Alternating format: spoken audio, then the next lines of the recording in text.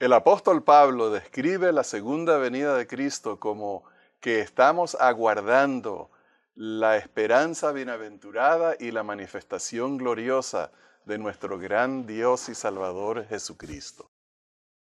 Para nosotros que hemos leído las Escrituras por muchos años, hemos llegado a entender que es el momento donde Dios mueve el péndulo del pecado otra vez hacia el tiempo de la creación, donde Dios deshace todo lo malo que el ser humano trajo a este planeta y que el diablo hizo en este planeta, donde ya Dios vuelve a crear todo del caos, renovar todo del caos que hemos causado nosotros y convertirlo en algo hermoso, en una nueva creación, una nueva vida para nosotros, una nueva manera de sentirnos.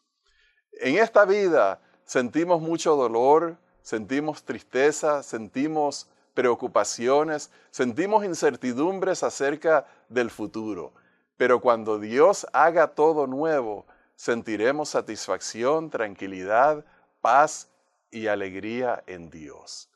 Ese es el estudio de hoy. No se retiren, que ya regresamos.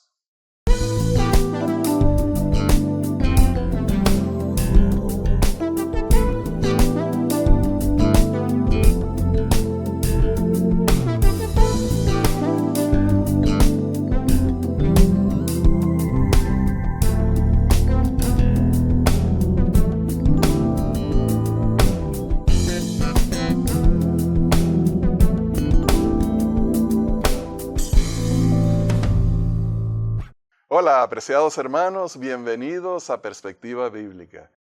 Y Johnny, el tema de hoy es un tema de gran emoción, de gran alegría. Son las palabras de Jesús: yo hago nuevas todas las cosas. Y mejor que eso no se pone. Y este asunto de hacer cosas nuevas, le decimos a nuestra audiencia que este es el segundo de 3 programas que vamos a grabar aquí en nuestro estudio en Loma Linda. Y luego continuamos con nuestros estudios entre Kettering y Pasadena, porque somos nosotros multiestudio, ¿verdad, Rafael? Así mismo. Y debemos entonces, hablando de multiestudio, traerlo todo a Dios en oración, ¿verdad? Amén. Vamos a orar. Querido Padre Celestial, estamos agradecidos por la oportunidad que tenemos de hablar de este tema maravilloso, donde tú haces nuevas todas las cosas. Danos tu Espíritu Santo, renueva nuestra fe, renueva nuestro entendimiento, renueva nuestra entrega a ti a través de este tema. Lo rogamos en el nombre de Jesús. Amén. Amén. Y en este tema de renovación, no hay renovación mayor que comenzar algo nuevo. Y nosotros tenemos lo nuevo de lo nuevo. Apocalipsis 21:5. Y el que estaba sentado en el trono dijo: he aquí, yo hago nuevas todas las cosas. Y me dijo: escribe, porque estas palabras son fieles y verdaderas. Aquí nosotros tenemos la profecía de las profecías, Rafael. Qué delicioso que va a ser nuevas. ¿Cuántas cosas, Rafael? Todas las cosas. Eso es como el 75%. ¿O es como el 80%? ¿Qué porcentaje es ese? El 100%. Aleluya. Rafael, eso quiere decir que tu cuerpo será nuevo, que ya no vas a cojear de la pata izquierda. ¿Tú cojeas de la pata izquierda? La rodilla izquierda me molesta. Y yo no voy a tener la lengua tan larga como la tengo. El Señor nos va a hacer nuevecitos en todo. Pero Johnny, hay que ver lo hermoso de este versículo, porque no termina en esa promesa, sino que dice: estas palabras son fieles y verdaderas. La Biblia nos habla a nosotros acerca de la fidelidad de Dios. Nos habla a nosotros acerca del poder de Dios, que es ilimitado. Él lo puede hacer todo. Él puede traer a los muertos de la muerte, puede revivirnos. Y lo más hermoso de todo es que Él es fiel. Él no cambia sus promesas. Él se acuerda de lo que prometió y lo va a cumplir. En otras palabras, no son fake news. No son fake news. Esas, para los que no saben lo que es fake news, que tal vez viven en Latinoamérica, en el mundo político se ha hablado últimamente mucho acerca de noticias falsas, que los políticos dicen que utilizan los medios de comunicación muchas falsedades para hacerlos quedar mal. Esto que dice el Señor Jesús no es una noticia falsa, es fiel y verdadera. Gloria sea su nombre. Y esta noticia fiel y verdadera ha sido dada con una ilustración. Esa ilustración resulta ser las bodas del Cordero. Y tenemos una pregunta clave aquí, que es el centro de toda esta lección. ¿Cuán adecuada es una boda para ilustrar la unión tan esperada entre Cristo y su pueblo? Johnny, es una ilustración bastante poderosa, pero vamos a leer ahora en Marcos capítulo 10. Pero desde el comienzo de la creación, Dios los hizo varón y hembra, y por esta razón dejará el hombre a su padre y a su madre, y se unirá a su mujer. Y los dos vendrán a ser una sola carne, hasta el punto de que ya no son dos, sino una sola carne. Este asunto de unirse en una sola carne resulta ser la clave de lo que significa matrimonio, que resulta empezar la ecuación con dos personas, el hombre y la mujer, dos seres, y cuando ellos se unen en matrimonio, que incluye la parte biológica de la sexualidad y toda la emoción y todo lo demás, entonces al final salen tres. ¿Cómo es eso, Rafael? Que de dos salen tres. Bueno, Johnny, te estás refiriendo al plan de Dios para la población del mundo, que Dios les dio a Adán y Eva la orden de multiplicarse, de llenar la tierra. Ahora, esa unión es algo que Dios nos ha explicado a nosotros, que debemos entender y no debemos de irnos por el tema de la sexualidad y lo que significa en el mundo, en la sociedad popular. Para Dios, la unión del hombre y la mujer es algo sagrado, algo ordenado por el Señor. Fue el diseño de Dios para el bienestar de la humanidad y el bienestar de este planeta. Entonces, cuando Dios utiliza esa figura de la boda para la unión de su pueblo con Él, nos está dando a nosotros una posición exaltada. Veamos entonces los detalles del diseño divino. Primero está el varón y está la hembra, que en este caso sería Cristo, el varón, y la iglesia, la hembra, todos los seguidores de Dios. Y dos se convierten en uno. La unión es completa desde la biología hasta la vida psicológica. ¿Fueron los profetas, patriarcas y reyes fieles a este modelo, Rafael? ¿Cumplieron ellos ese matrimonio entre un varón y una hembra? Bueno, Johnny, si te refieres a que muchos de esos patriarcas tenían múltiples esposas, no. No fueron fieles, pero el Señor nos llama a que nosotros seamos fieles. Pero debemos de tener en mente que en medio de este llamado, Dios pudo usar a muchas personas imperfectas. Desde el padre de la fe, el hermano Abraham, tuvo más de una esposa, inclusive en su segunda etapa de la vida, una vez que muere Sara, dice que tuvo muchas esposas, concubinas, y aquí entonces la puerca tuerce el rabo, como dicen en Puerto Rico, se pone difícil la situación. El padre de la fe, el ejemplo que nos da es de múltiples matrimonios y relaciones matrimoniales. De modo que si Dios pudo usar a Abraham como padre de la fe en medio de la imperfección, también puede usarnos a nosotros. ¿Quiere decir esto que estamos bajando el propósito o que estamos abriendo la misericordia? ¿Cuál de las dos? Johnny, esto es un llamado de gracia, porque si bien es cierto nosotros somos personas imperfectas, Dios nos llama a pesar de nuestros pecados, porque Dios nos ha cubierto con la justicia de Cristo para unirnos a Él. Él nos ha adoptado, para usar otra figura también. O sea que hay múltiples figuras en las cuales Dios quiere simbolizar la unión que Él quiere con nosotros, una unión de intimidad. Pero es importante traer a colación las imperfecciones de los patriarcas y los profetas, porque no hemos de sorprendernos cuando vemos las imperfecciones en la iglesia. Conflictos entre el pastor y los hermanos, conflicto entre la junta y miembros de ella, conflicto entre una asociación y otra, conflicto entre una división y la asociación general, etc. Y no quita que Dios sigue utilizando esta iglesia y este modelo. Apocalipsis 19, 6 al 9 nos expande. Y oí como la voz de una gran multitud, como el estruendo de muchas aguas, y como el sonido de fuertes truenos que decía, Aleluya, porque el Señor nuestro Dios Todopoderoso ha establecido su reino.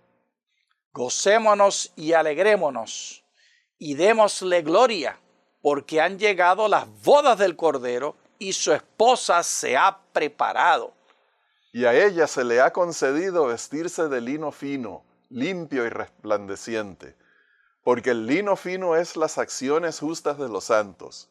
Y el ángel me dijo, escribe, dichosos son los invitados a la cena de las bodas del Cordero. Y me dijo, estas son palabras verdaderas de Dios.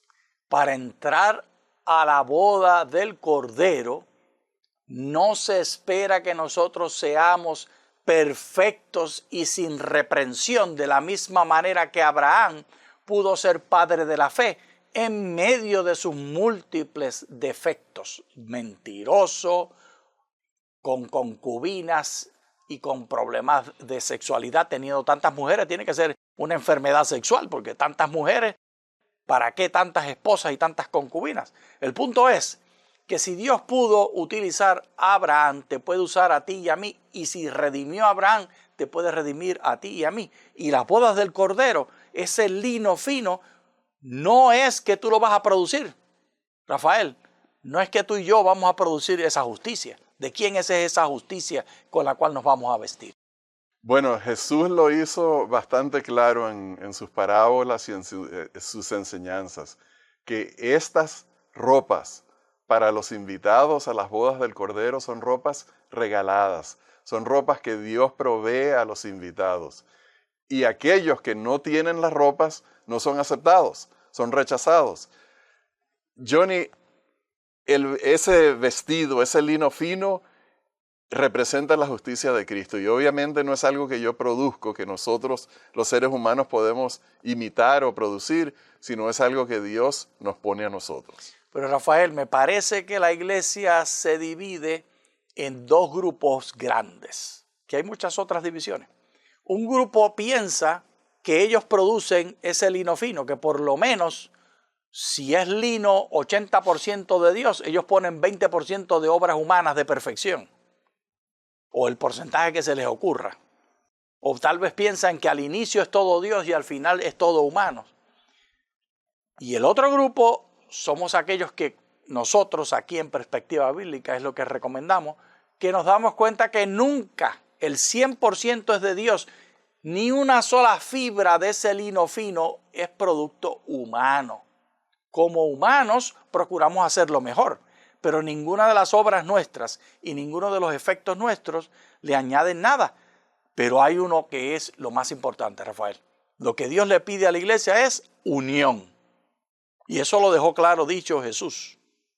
Lo debemos leer en Marcos 10:11. Y ya no estoy en el mundo, mas estos están en el mundo y yo voy a ti. Padre Santo, a los que me has dado, guárdalos en tu nombre para que sean uno, así como nosotros. Cuando estaba con ellos en el mundo, yo los guardaba en tu nombre. A los que me diste, los guardé. Y ninguno de ellos se perdió, sino el hijo de perdición, para que se cumpliese la Escritura. Pero ahora voy a ti y hablo esto en el mundo para que tengan mi gozo completo en sí mismos. Yo les he dado tu palabra y el mundo los aborreció, porque no son del mundo, como tampoco yo soy del mundo. La iglesia es llamada por Dios para estar unidos. Pero esos dos bandos que hablamos de la iglesia, los que piensan que ellos contribuyen algo a la ropa de lino fino de la justicia de los santos, esos están continuamente procurando tener los ojos puestos en los otros hermanos de la iglesia para, si no son suficientemente buenos o si la fibra de ellos no están contribuyendo, sacarlos de la iglesia. Mientras que el segundo bando está procurando unirnos nosotros o los unos a los otros para llevarnos a Cristo a pesar de nuestras imperfecciones. Un ejemplo específico, Rafael. Si yo descubro un hermano de la iglesia que está fumando y haciendo daño a su cuerpo y así no obedeciendo los propósitos de Dios, si yo soy de los que pienso que el lino fino yo contribuyo un 20%, pues entonces a ese no lo quiero en la iglesia y lo traigo para destruirlo, para sacarlo. ¿Y qué otra opción tendríamos, Rafael, si encuentro a alguien que está fumando y pienso que todo pertenece a Dios? Bueno, Johnny, obviamente la opción que tendríamos, la adecuada sería seguir el ejemplo de Jesús. Sabemos que Jesús no condenaba al pecador, pero sí llamaba al pecador a salir del pecado. Sí recibía al pecador cuando venía arrepentido a él. Y Jesús perdonaba los pecados de aquellos que estaban bajo el efecto del pecado. Y por eso es que cuando leemos en el Apocalipsis, los que son salvos dicen, la salvación pertenece a nuestro Dios y al Cordero. Porque, Johnny, ellos se dan cuenta que ellos no contribuyeron a su salvación, que todo vino de Cristo, todo vino de Dios. Entonces, como mínimo, las palabras que hemos de decirle al fumador son, por favor, órale al Señor, pero no dejes de venir a la iglesia. Aquí tú siempre tienes tu lugar. En esta clase de escuela sabática tú te sientas aquí, tú siempre puedes participar. Tú siempre eres bienvenido. Tú siempre puedes participar de la cena del Cordero. Tú siempre puedes lavarte los pies en la Santa Cena. Tú siempre puedes ser parte. Porque si Abraham pudo tener concubinas y que no me venga ningún cuento nadie a decirme que Dios quería que tuviera todas esas mujeres. Eso era por su sexualidad. Ese no era el plan de Dios. No, era por su sexualidad y por su avaricia y su deseo. Y así Dios lo llama al padre de la fe. Pues que no me saquen de la iglesia al que fuma, sino que lo amen, que lo llamen, que estén al lado de él, que estén al lado de ella. Nosotros somos un hospital y ninguno es médico. El único médico es Cristo Jesús. Gloria sea su nombre. Entonces volvemos de nuevo a la pregunta de nuestro tema. ¿Cuán adecuada es una boda para ilustrar la unión tan esperada entre Cristo y su pueblo? Y entonces, Johnny, esta ilustración es perfecta porque cuando una pareja está casada y se separan, siempre hay ese deseo de unirse y ese deseo lo manifiesta Dios en la Escritura. Dios es el que siempre está anhelando que regresemos a Él. Dios es el que siempre está llamando para que vengamos a Él. Dios es el que siempre está mirando por la ventana a ver si venimos en camino para ir a echarse a nuestro cuello y besarnos y vestirnos y hacer una gran fiesta que hemos regresado. Esta es una ilustración muy adecuada. Y allí tenemos los tres detalles. Los que se aman están separados, se necesitan el uno al otro, se desean el uno al otro y dedican tiempo estudiándose y pensando el uno en el otro. Y esto tenemos que aplicarlo al fumador y a cualquier otro pecado. Traer a la gente a la iglesia. Ahora esto, Rafael, trae una pregunta que le incomoda a algunas personas. Rafael, ¿cuál es esa pregunta? Bueno, la pregunta es si nos necesita Dios a nosotros, si Dios necesita a la iglesia. Y vamos a leer en Juan 17:7. Ahora han conocido que todas las cosas que me has dado proceden de ti. Porque les he dado las palabras que me diste, y ellos las recibieron, y han conocido verdaderamente que salí de ti, y han creído que tú me enviaste. Yo ruego por ellos, no ruego por el mundo, sino por los que me diste, porque tuyos son. Y todo lo mío es tuyo, y lo tuyo mío, y he sido glorificado en ellos. Y ya no estoy en el mundo, mas estos están en el mundo, y yo voy a ti. Padre Santo, a los que me has dado, guárdalos en tu nombre para que sean uno, así como nosotros. Cuando estaba con ellos en el mundo, yo los guardaba en tu nombre, a los que me diste los guardé, y ninguno de ellos se perdió, sino el hijo de perdición, para que se cumpliese la Escritura. Rafael, la clave está aquí en toda la oración de Jesús. Esta es una oración que Jesús hace por nosotros, pero el versículo 10 en particular. Y todo lo mío es tuyo, y lo tuyo mío, y he sido glorificado en ellos.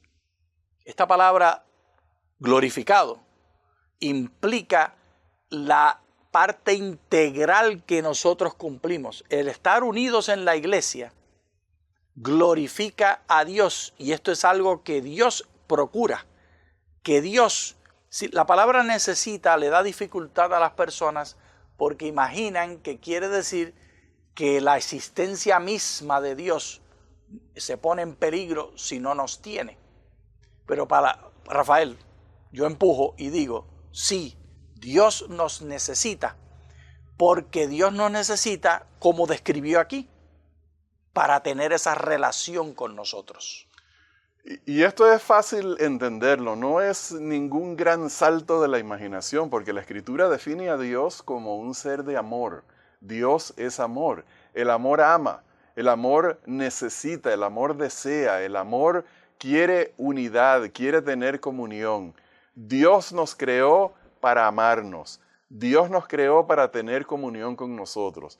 Y si somos sus hijos extraviados, Él no nos mira como hijos rebeldes, malvados, que lo han despreciado a Él y que entonces Dios nos mira a nosotros con disgusto. No, aunque la primera parte de esa descripción es cierto que la humanidad se rebeló contra Dios, que la humanidad ha buscado idolatrías con dioses falsos.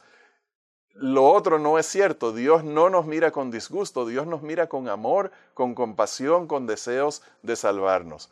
Porque la Escritura describe el carácter de Dios como uno que estuvo dispuesto a dejar el cielo, las glorias del cielo, convertirse en ser humano, vivir una vida de santidad, sufriendo todas las acechanzas del diablo, sufriendo las maldades de los seres humanos, sufriendo físicamente y cargar sobre sí mismo los pecados de la humanidad y sufrir la separación de Dios, todo con el deseo de salvarnos y de reunirnos de nuevo con Dios. Entonces, es fácil entender que Dios nos necesita a nosotros porque Él es amor y nosotros somos sus criaturas. Amén, Rafael, amén y amén. Juan 14 del 1 al 3, entonces, es una promesa que es doble. Dios nos va a tener y nosotros lo tendremos a Él.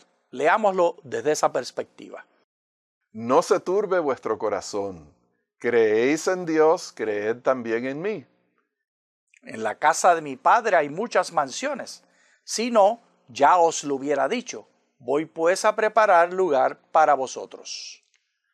Y si me voy y os preparo lugar, vendré otra vez y os tomaré conmigo, para que donde yo estoy, vosotros también estéis. Para que donde yo estoy, vosotros también estéis. Rafael, yo quiero estar con Jesús, tanto como Jesús quiere estar conmigo. Porque esta relación es la que define, esta unión. Y así debe definirse nuestra visión de los hermanos y hermanas en la iglesia que están en necesidad, de los pecadores. Porque todos somos pecadores. No hay médicos en la iglesia, sino uno solo, que es Cristo Jesús. Él es el único médico. Elena de White habla detalles importantes que hemos de traer a colación. Pronto aparece en el este una pequeña nube negra cuyo tamaño era más o menos de la mitad de la mano de un hombre. Es la nube que envuelve al Salvador y que a la distancia parece rodeada de oscuridad. El pueblo de Dios sabe que es la señal del Hijo del Hombre. En silencio solemne le contemplan, mientras va acercándose a la tierra, volviéndose más luminosa y más gloriosa hasta que se convierte en una gran nube blanca, cuya base es una gloria como fuego consumidor, y sobre ella el arco iris del pacto. Según marcha al frente como un poderoso conquistador. Jesús marcha al frente como un poderoso conquistador. Ya no es el varón de dolores que ha de beber el amargo cáliz de la vergüenza y la acción. Victorioso en el cielo y en la tierra, viene para juzgar a vivos y a muertos. Fiel y verdadero, con justicia, juzga y pelea, y los ejércitos celestiales lo siguen. Con antífonas de melodía celestial, una inmensa e innumerable muchedumbre de ángeles santos lo acompañan en el descenso. El armamento parece lleno de formas radiantes, millones de millones y millares de millares. Ninguna pluma humana puede describir la escena, ni mente mortal es capaz de concebir su esplendor. El esplendor de la segunda venida de Jesús y la tercera venida de Jesús, y cada vez que miremos a Jesús, no se puede poner en papel y letra, no se puede poner en computadora en ceros y unos, que es el lenguaje electrónico de las computadoras, no se puede ver en una imagen de ninguna clase. Es algo glorioso e indescriptible. Y el libro de Apocalipsis habla de eventos que han de ocurrir antes de esto, y esos eventos bíblicos hemos de tenerlos claros en nuestra mente. Y me parece importante, Rafael, que visualicemos algunos de estos eventos. ¿Qué piensas? Sí, claro. Vamos a leer en Apocalipsis 20. Vi a un ángel que descendía del cielo teniendo la llave del abismo y una gran cadena en la mano. Y prendió al dragón, la serpiente antigua, que es el diablo y Satanás, y lo ató por 1000 años. Y lo arrojó al abismo y lo encerró, y puso su sello sobre él, para que no engañase más a las naciones, hasta que fuesen cumplidos los 1000 años, y después de esto debe ser desatado por un poco de tiempo. Me encanta la imagen de estos versos de Apocalipsis 20 del 1 al 3. Primero, Rafael habla de que prendieron al dragón, la serpiente antigua que es el diablo y Satanás, y que lo atan por 1000 años. ¿Qué te dice eso a ti, que está atado y apresado? Bueno, esta es una imagen maravillosa y sería nuestro anhelo de que Dios detuviera al diablo, no en aquel momento, sino ahora, porque ese es el diablo que causa estragos, sufrimientos y dolor en nuestra vida. Es el diablo el que nos hace males en esta vida. Nunca es Dios sino el diablo. Y entonces ese pasaje que está allí nos demuestra a nosotros que Dios tiene control sobre el diablo, que Él tiene su tiempo medido, le queda poco tiempo y que llegará el momento donde Dios, Johnny, lo va a poner fuera de servicio. Lo segundo, que no engañe más a las naciones hasta que fuesen cumplidos los 1000 años, no engaña más. A mí, Rafael, volviendo a traerlo a nuestro hermano fumador, porque es un ejemplo muy claro de algo que ocurre en nuestra iglesia, pero podría ser cualquier otro pecado. Este hermano fumador o hermana fumadora, hemos de verlo no como el enemigo nuestro, sino el diablo es el enemigo nuestro. Y él está preso de ese diablo que ha utilizado 1000 formas diferentes. En el caso de Abraham, la sexualidad. En el caso del fumador, el cigarrillo. Y ese diablo no va a engañar más después de los 1000 años. Y Johnny, el arma que utiliza Dios para liberar a esas personas es el amor. Amén. Si nosotros damos amor a esas personas, hacemos llamados a esas personas para que se entreguen al Señor, esa es la forma como Dios nos ha instruido y nos ha ejemplificado, Johnny. Cristo vino a salvar a la humanidad con amor, a ser llamados de amor, no a ser llamados con amenazas, con promesas de castigo, sino que Cristo mostró su amor para con nosotros, aún siendo pecadores, dando su vida por nosotros para que nosotros seamos salvos. Y esa es la forma de llamar a los pecadores a entregarse al Señor. Y Johnny, ya se nos ha acabado el tiempo. Sí. Así que les agradecemos, queridos hermanos, por habernos acompañado y les deseamos muchas bendiciones de Dios. Muchas gracias.